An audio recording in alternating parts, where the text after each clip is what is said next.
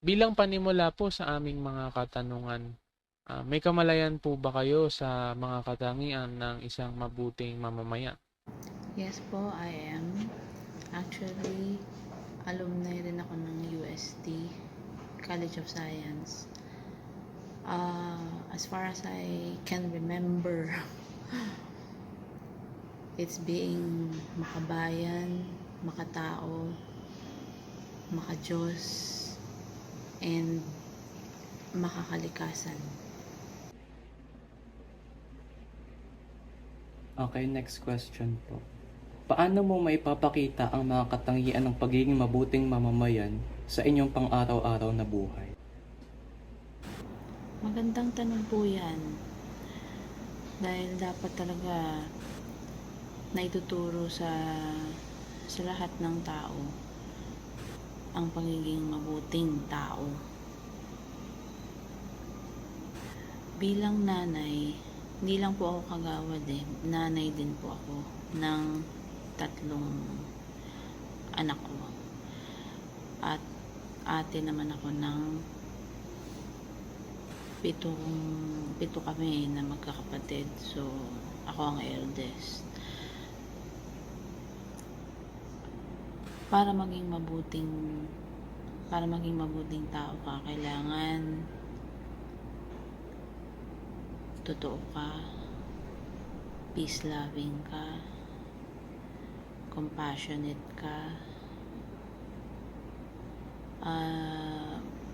kailangan nirerespeto mo lahat ng suggestions, kailangan pinapakinggan mo lahat ng voice na magsasabi kung ano yung gusto ng bawat isa. Kailangan patas ka, kailangan may batas kayong susundin. Maraming mga bagay na maaaring ituro para maging isang mabuting citizen. Para sa akin, nag-uumpisa yun sa pamilya. Kaya dapat bilang nanay, dapat naituturo ng mga magulang sa mga anak ang tamang pag-uugali para lumaki ang bata na may takot sa Diyos at maging makadiyos, para rin marunong makisama sa bayan, marunong makipagkapwa-tao, at mahal ang kalikasan. Ayun po, yung isa ko naman pong tanong ay paano niyo po matutulungan na matuto ang ibang mga tao patungkol po sa mga good citizenship values? Bilang kagawad po, makakatulong ako na ituro sa kapwa ko kagawad, sa mga constituents namin, sa barangay, yung pakikipagkapwa-tao. Isang simpleng lang naman yun simpleng salita lang yun, pero yung pakikisama sa kapwa-tao, malaking bagay ang naituturo nun sa mga constituents. Yung ipinapakita mong tama, mabuti, na nakakapagpasaya sa bawat tao, malaking bagay na yun para ma-instill sa kanila yung value ng pakikipagkapwa-tao. Sana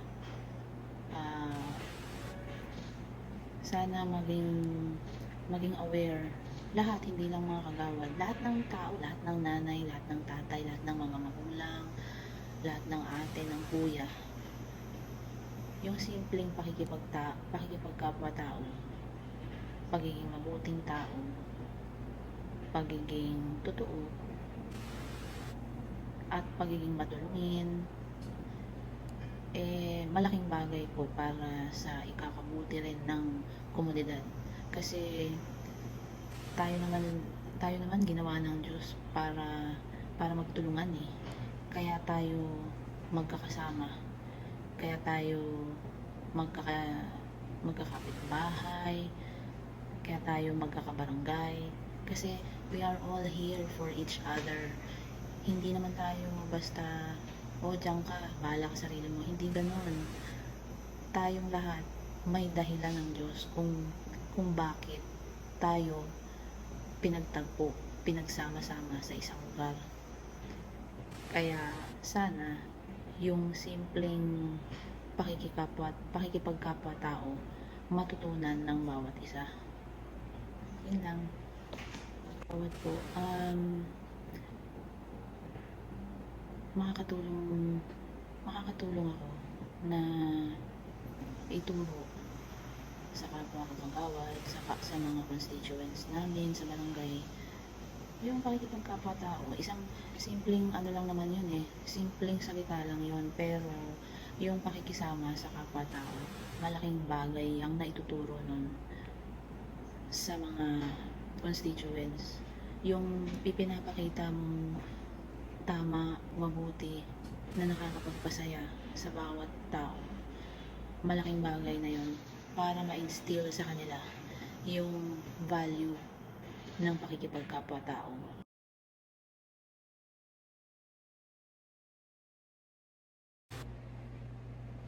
Sige, first question po.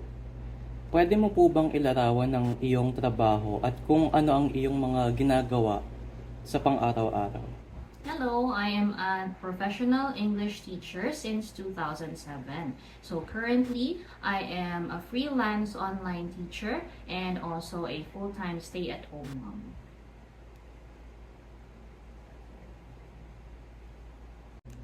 Sa inyo pong trabaho, ano po ang iyong katangian na sa tingin niyo po ay nagpapahiwatig ng pagiging isang mabuting mamamayan sa ating bansa?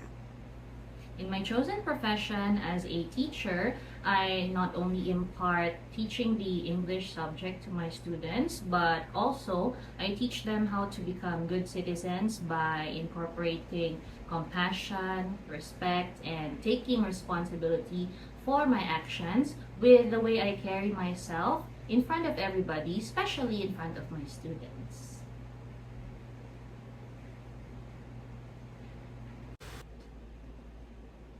Can you discuss what are the good citizenship values you often see or observe that are exhibited by the Filipinos? I have observed that Filipinos are good citizens of our country with having close family ties, especially with those who are not even blood relatives. So they really accommodate everybody and treat everyone as their family. The second thing that I observe is that the Filipinos are very flexible and they can adapt to different situations, especially during calamities that often happen in our country. And thirdly, being a good citizen will also entail being religious and also having faith, especially during troubling times. So these are the things that I really admire about Filipinos the most.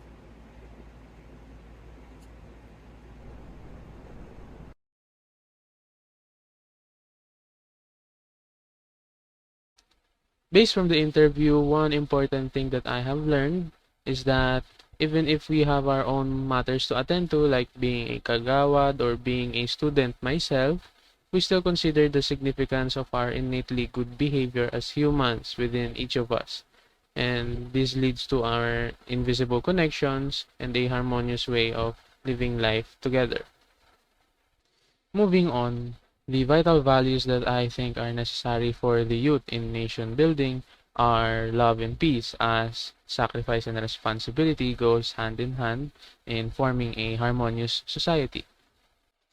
If I were to share an experience wherein I have expressed such values, it would be when I was still studying my junior high school in UST Angelicum College, a school that had a non-graded system, meaning that advancing modules was the key. And so when I advancedly accomplished my modules with the extra time I have, I willingly help my other classmates by assisting them or teaching them the lessons that they did not understand. Ang pinakatumatak sa akin ay ang importance ng pagiging compassionate, respectful at ang pagkakaroon ng empathy sapagkat tunay na iba't ibang klase ng mga tao ang nakakasalamuhan natin sa pang-araw-araw. Para sa mga kabataan, ang pagiging makakalikasan ay importante sapagkat sa tumataas na level ng polusyon ay nararapat nating mas ingatan ang ating kalikasan. At ang ginagawa ko naman na nagpapakita ng good citizenship value ay ang pagdodonate ng mga gamit at damit sa mga bata sapagkat alam kong mas magagamit nila iyon at mas mapapakinabangan nila. So I think the most significant point that made an impact to me was when our first interviewee mentioned that the value that makes a good citizen is that she's a compassionate and respectful person towards her colleagues and the community. I believe we do not always see this compassion and respect in line with the good citizenship values in our current country's politics.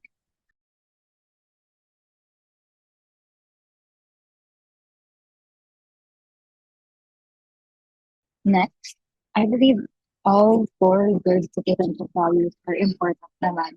However, the value that the Filipino youth should improve and highlight is pagmakatao. In a generation that is easily influenced by false information through social media, the youth must be resilient against these false practices by practicing truth and justice while promoting love and peace for the common good of our nation. Lastly, a specific experience where you display good citizenship. Like I said, the value that the youth should improve and highlight is pagmakatao. This also stems from a personal experience of mine during political imbalances in the country. I promoted truth and justice with factual information and campaigned and educated those around me with peace. My intention was never to force them to vote who I vote. Rather, my intention was for them to realize the importance of research from reliable sources and correct information. That is all. The biggest impact from me from that interview was regarding the interviewee's answers regarding the question on what good citizenship values were often displayed by Filipinos. Because as what they said, Filipinos display a strong sense of care for one another. And regarding the good citizenship value that is vital for the youth to become a catalyst in nation building for me is yung pagiging makabayan. Based on that interview, Filipinos truly have a deep care for one another despite not knowing who the person is or where they came from. It seems like it is somewhat innate for us Filipinos to help one another, especially for the common good. And then the specific experience where I displayed good citizenship was when I was in school and this police officer approached me and asked me a simple question regarding his report that he was writing in that logbook. And through that, despite not knowing who that person was or where he came from, I decided to help him anyway because that's how I believe that's how Filipinos should be. They should always be willing to help with a smile. A really significant point for me is that in most line of services, knowing how to socialize, interact, and respect people are some of the most needed skills when it comes to working. Love is a good citizenship value, for everything that we do must come from love. Everything that we do must come from pagmamalasakit. And my mom works as a meat vendor, and whenever I can, I always help. Being there teaches me how to treat people and interact with them.